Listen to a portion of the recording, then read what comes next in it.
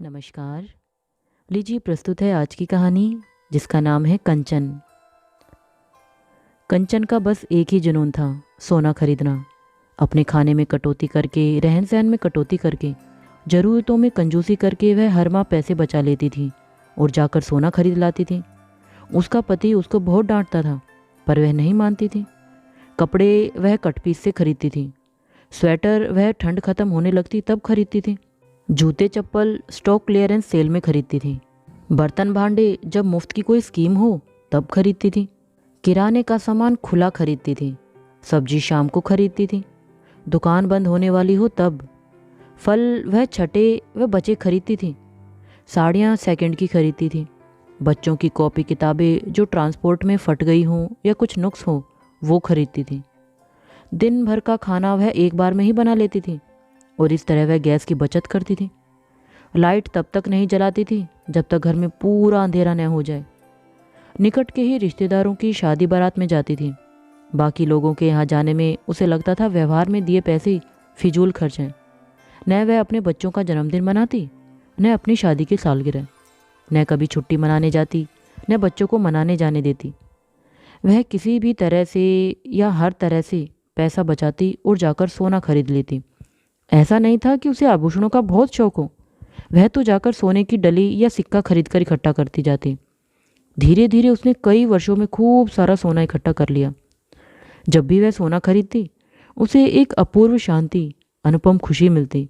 कुछ दिन तो यह शांति व खुशी रहती, किंतु कुछ दिनों बाद फिर बेचैनी, अशांति कि कैसे पैसे बचाऊं, कैसे और सोना खरीदूं। फिर ज़रूरतों को कम करना, आवश्यकताओं को छोड़ना और पैसे बचाना। अगर वह बीमार भी हो जाती तो कई कई दिन इलाज नहीं करवाती, घर के टोटके इस्तेमाल करती।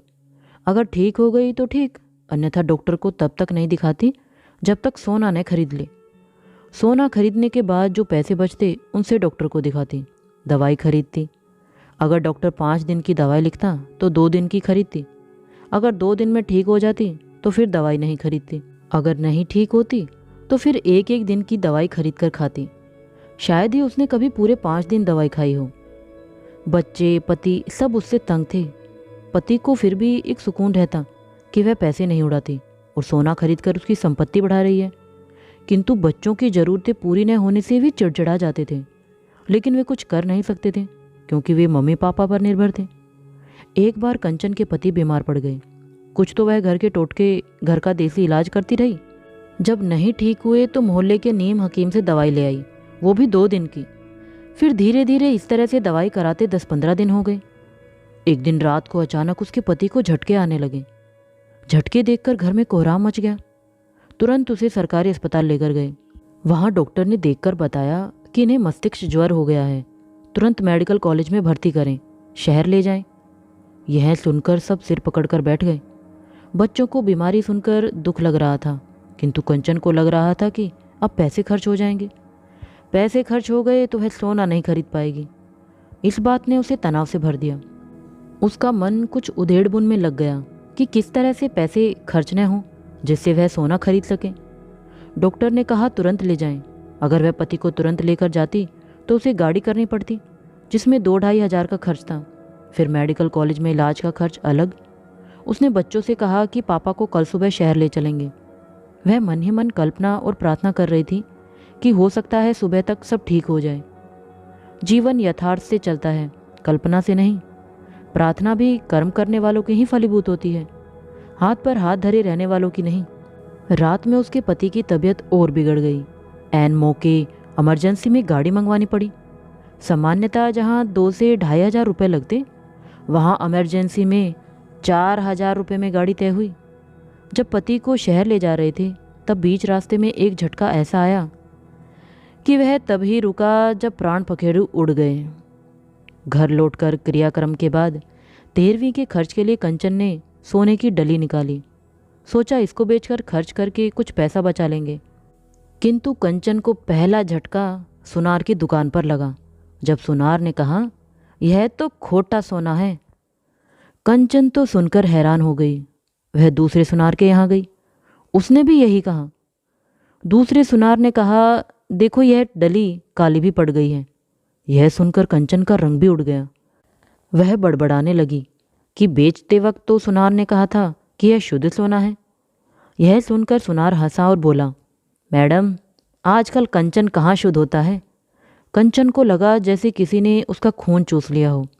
वह बुझे मन से घर लौटी, 4-5 डलियां निकाली और बेचकर खर्च निकाला। अब उसे यही चिंता सताती रहती कि कहीं उसके पास जितना सोना है सब खोटा तो नहीं है। कभी मन को समझाती, कभी निराश हो जाती। एक दिन उसके बेटे ने आकर उसे बताया, मम्मी, अफ्रीका में एक बहुत बड़ी सोने की खदान मिली है। उसका उत्पादन इतना ज़्यादा है कि सोने के रेट अंतर्राष्ट्रीय बाजार में गिरने शुरू हो गए हैं। हालांकि कंचन ने सोने के भाव व उससे मिलने वाले रुपयों के बारे में कभी नहीं सोचा था और न ही उसने सोने को निवेश के रूप में लिया था। किंतु जब उसे पता चला कि उसे जो वस्तु पसंद है उसकी कीमत कम होने लगी है तो वह उदास हो गई, अवसाद से घिर गई। वह रोज़ अपने बेटे से सोने के दाम के बारे में पूछती। रोज़ पता चलता कि कम होते जा रहे हैं तो उसका दिल डूबता जाता। अब वह चुपचाप रहने लगी थी। वह चिड़चिड़ी भी होती जा रही थी। उसका किसी काम में मन नहीं लगता था, कहीं खोई खोई रहती थी। लोग समझते कि पति की मौत का गम है। एक दिन उसका बेटा आया और बोला, मम्मी, मुझे अपना व्यापार बढ़ाना है, मुझे कुछ पैसों की ज़रूरत है। कंचन ने कहा कि बेटा, मेरे पास तो पैसे हैं नहीं। तो बेटे ने कहा, माँ, तुम्हारे पास सोना तो है, वही मुझे दे दो। कंचन ने सुना तो गुस्सा हो गई। तुम्हारी सोना मांगने की हिम्मत कैसे हो गई? ये मेरे जीवन भर की कमाई है, तुझे उड़ाने नहीं दूंगी। बेटे ने कहा, मम्मी, तुम इसका क्या करोगी? अगर यह सिर्फ संदूक में रखने के लिए है तो इसमें और पत्थर में कोई फर्क नहीं। मम्मी, अगर इसको ज़रूरत में काम में ला सकें तो ही काम का है। तेरी नज़र मेरे सोने पर है। तू तो मुझे कुछ लाकर दे नहीं रहा, उल्टा मुझसे ही मांग रहा है। बेटा मुंह लटकाए चुपचाप खाली हाथ लौट गया। अब कंचन अपने बेटे पर भी शक करने लगी थी कि कहीं सोने के चक्कर में यह झूठ तो नहीं बताने लगा कि सोने के भाव गिर गए हैं। उसे अब अपने सोने के चोरी होने का भी डर सताने लगा था। उसने अपना संदूक अपने पलंग के पास अपनी नज़र के सामने रख लिया। धीरे धीरे कंचन बीमार रहने लगी। एक दिन उसने पूरी तरह से बिस्तर पकड़ लिया। बिस्तर पर पड़े हुए वह उस संदूक को निहारती रहती जिसमें सोना रखा हुआ था।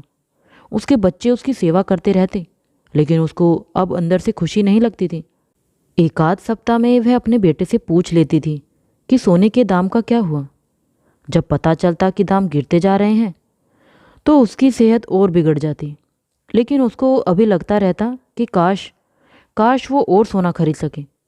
कहीं से उसको धन मिल जाए या कोई गड़ा हुआ सोने की मुहर वाला मटका मिल जाए। अगर अब उसे सोना खरीदना पड़ा तो वह चोखा सोना ही खरीदेगी। इसी सोच में उसके दिन गुजरते जा रहे थे। जो खाना मिलता खा लेती, जो पहनने मिलता पहन लेती, किसी से कोई शिकवा शिकायत नहीं। कंचन का अकेलापन दूर करने, उसकी सेवा करने एवं घर के कामकाज की समस्या देखकर बड़े बेटे ने शादी का निर्णय लिया और शादी कर ली। उसकी पत्नी छोटी छोटी बातों में खुश रहने वाली थी, जीवन को भरपूर जीने वाली थी। कंचन उससे कहती, बहू, पैसा बचा तो उससे सोना खरीदेंगे। बहू कहती, अगर सामान्य ज़रूरतें पूरी होने के बाद पैसा बचा तो सोना ही खरीदेंगे। और पैसा कभी बचता ही नहीं था। वह ताज़ी सब्जी लाती, मौसम अनुसार कपड़े लाती, घर गृहस्थी की नई नई चीज़ें खरीदती। नई मिक्सी, नया तवा, नया फ्रिज, नए बर्तन, नए पर्दे आदि। कंचन बहू का यह रवैया देखकर जल भुन जाती। अब आए दिन सास बहू में तू मैं होने लगी। घर में शांति की जगह अशांति बढ़ गई। हर काम एक नई समस्या को जन्म देने लगा था। एक दिन बहू कंचन के लिए नए डिज़ाइन की साड़ी ले आई। वह सोच रही थी कि नई साड़ी देखकर सासू माँ खुश होंगी, किंतु हुआ इसका उल्टा। नई साड़ी देखकर कंचन को आग लग गई। वह बड़बड़ाने लगी, पैसा बर्बाद करने की क्या ज़रूरत है? किसने तुझे कहा था यह लाने के लिए? तू तो मेरा घर लुटा के रहेगी। बचत तो कुछ करती नहीं है, ऊपर से खर्च लाट साहिबा जैसे। पूरा पैसा खर्च कर देगी तो कंचन कैसे खरीदेगी? इतना कहकर वह बहू को, लड़के को, बहू के मायके वालों को गालियां बकने लगती। माँ का जोर जोर से चिल्लाना सुनकर बेटा दौड़ा आया। आते ही उसने माँ से पूछा, माँ क्या हो गया? लेकिन माँ तो आपे से बाहर थी, क्रोध से तमतमाई बड़बड़ा रही थी। उसने मुड़कर अपनी पत्नी से पूछा, समस्या क्या है? इतनी अशांति क्यों है? लड़ाई का क्या कारण है? पत्नी ने उत्तर दिया, सबका उत्तर एक ही है, कंचन। कंचन ही समस्या है, कंचन ही लड़ाई का कारण है और कंचन ही अशांति का कारण है। यह सुनते ही कंचन को जैसे सांप सूंघ गया हो। वह मूर्तिवत हो गई। हाँ, कंचन ही तो समस्या है। इसी कंचन के कारण न तो वह ठीक से जी पाई और न ही उसने किसी को ठीक से जीने दिया। न अच्छा खाना, न अच्छा पहनना और न अच्छे से रहना। इसी कंचन को खरीदने के चक्कर में बच्चों को अच्छी स्कूल में पढ़ाया नहीं, कहीं घूमने फिरने गए नहीं, अच्छा इलाज नहीं लिया। इसी कंचन को बचाने के चक्कर में उसके पति की जान चली गई। इसी कंचन से न तो उसे प्रतिष्ठा मिली, न शांति मिली और न ही यह किसी के काम आया। उल्टे इसकी रखवाली करनी पड़ी, सुरक्षा की खातिर तनाव लिया, इसके कारण ही ठगे गए। अचानक ही कंचन के चेहरे पर अपूर्व शांति छा गई, जैसे वर्षों का कोई बोझ उसके मन से उतर गया हो। उसने कंचन से भरा संदूक उठाकर बेटे को दे दिया और कहा, इसे व्यापार में लगा देना।